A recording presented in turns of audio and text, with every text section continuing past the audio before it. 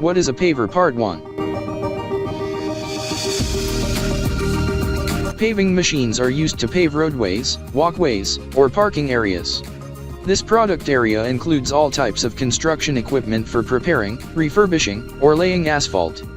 There are 3 major types of paving equipment: track asphalt pavers, wheel asphalt pavers, and screeds.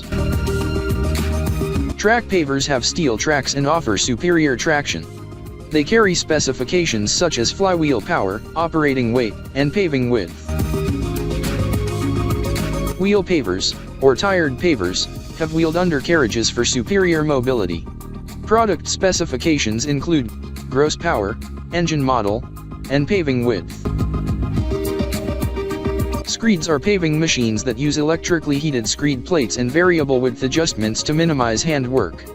Maximum paving width, minimum paving width, and standard paving width are parameters to consider when specifying these paving machines.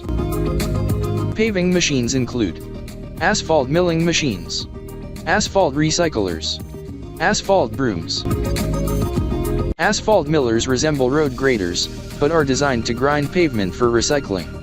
They are used to fix existing road conditions, for grade and slope control, and for full depth or variable depth repairs.